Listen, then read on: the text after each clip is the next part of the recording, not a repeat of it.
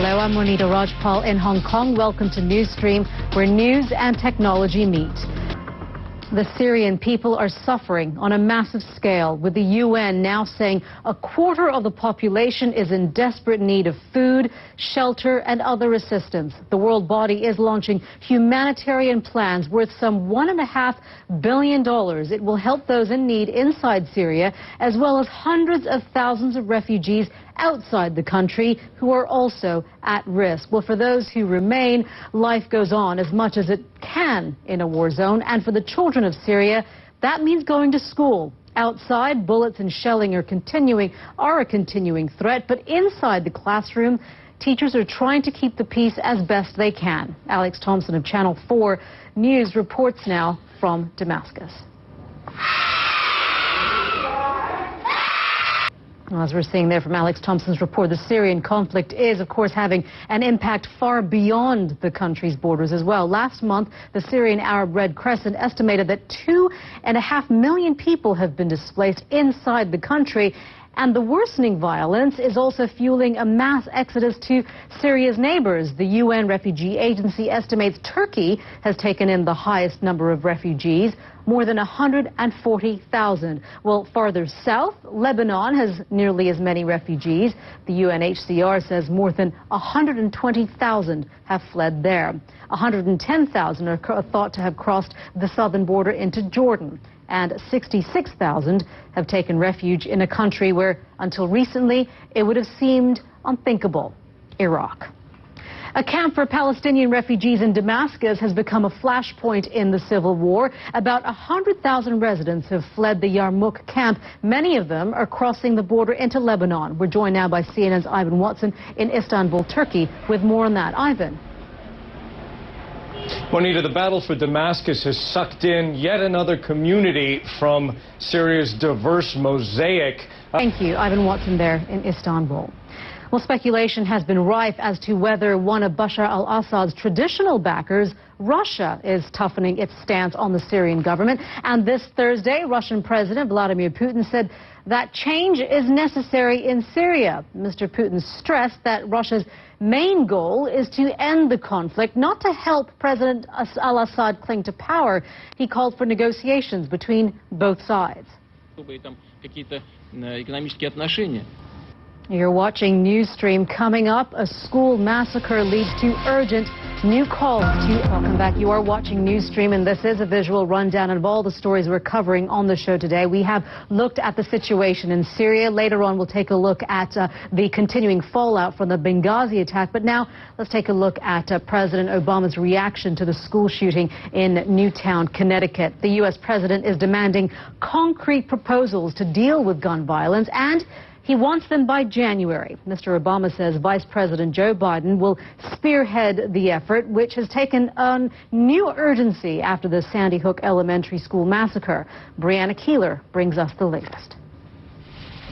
The president said this time Washington won't just talk about tackling gun violence. And at that news conference on gun violence, President Obama also faced questions on the Fiscal Cliff. That's the term coined for a combination of automatic tax increases and deep spending cuts. They total $7 trillion over a decade, and it all hits by January 2nd, 2013, if lawmakers fail to reach a deal. Economists say that failure could spark another recession. Now, both Democrats and Republicans have made concessions in a broad deficit reduction plan, but with the clock ticking, they are still butting heads. President Obama says politics must be put aside.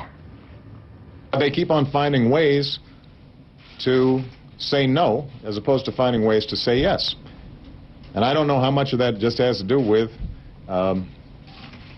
House Speaker John Boehner is leading negotiations for the Republicans. He has put forward a plan B that lets taxes go up on millionaires. Now, remember, Boehner originally vowed to oppose any tax rate increase. Here's his response to the president's remarks. Good afternoon, everyone. Republicans continue to work toward avoiding the fiscal cliff. Well, as you saw there, Boehner did not take any questions. His entire statement lasted less than a minute. 52 seconds to be precise. The Republican-controlled House is set to vote on Boehner's plan later this Thursday. The White House calls it a waste of time. One of the world's most famous football players will face the club where he made his name. Real Madrid's Cristiano Ronaldo will play Manchester United in the knockout round. And back, arguably, the biggest names left in the Champions League have all been drawn against each other for the first knockout stage. Let's join Alex Thomas now in London with the details on that. Should be very exciting, Alex. Yes, Monita. At least 3 of the biggest clubs in the Champions League. Chances of that are 1 in 2 million, would you believe? Wow, so then it was meant to be, some would say. Alex, thank you very much for that. Well, when Newsstream continues, one U.S. State Department official has resigned. 3 others are on administrative leave. It's fallout from a scathing new report on the U.S. consulate attack in Benghazi, Libya. 4 Americans were killed, including Ambassador Christopher Stevens. The 39-page report calls the Benghazi security plan, quote, grossly inadequate. Chris Lawrence reports. Protests erupted across the Middle East on September 11th. In about a half hour, 2 U.S. State Department officials are due to testify at the Benghazi hearings on Capitol Hill. Elise Labott joins us now live from the State Department in Washington with more on that. Elise, what are we expecting to hear? What do lawmakers want to hear in their testimony? Well, actually, Monita, that hearing started a little bit early. It just started moments ago. Elise, thank you very much for that. Elise Labott there in Washington.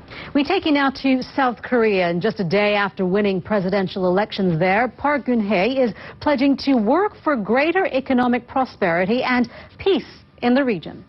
튼튼한 안보와 신뢰 외교를 통해 I will definitely keep my promise to open a new era of the Korean Peninsula through strong security and diplomacy on the basis of mutual... Park will assume office in February as the first female president of South Korea. Well, you may have heard somewhere that the world might end tomorrow. Well, not to spoil the fun, but folks, it's not gonna. We'll take a look at the science behind one doomsday theory and explain why it's wrong.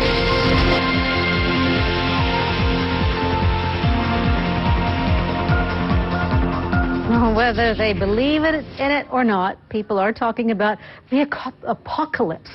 Some are worried the world will end December 21st. It has something to do with, some say, as a key date in the Mayan calendar. Well, on Wednesday, we brought you a NASA scientist who says there's no need to fear a planetary collision.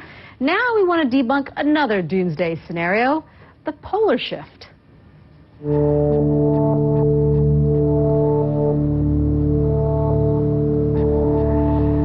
So they say, my goodness, on December 21st, in one day. So rest assured, December 21st will not be the end of the world, but Mari Ramos at the World Weather Center, it certainly will be the shortest day of the year. Oh, yeah, for the Northern Hemisphere. That's right. You know what? Part of this whole so we will be monitoring this nasty weather as well. Back to you. All right, Mari, thank you very much for that. Still to come here on Newsstream, a Christmas tree. Now, for those who celebrate it, Christmas is often referred to as the most wonderful time of year, but for many, it can also be the most stressful. Finding the perfect tree, for example, is often something of a mission. Jeannie Mose, of course, found a man who took the holiday spirit to new heights. Maybe if this homeowner had measured better, his Christmas tree wouldn't have burst through the roof. Vacation is my favorite Christmas film, just so you know. Well, Barack Obama's Twitter feed calls it the picture of the day, and we've got to agree with that. It shows the president pretending to be caught in a Spider-Man's web with the son of a White House staff member. Spider-Man. And that is Newsstream for this Thursday. But the news continues here on CNN. I'm Monita Rajpal. World Business Today is next.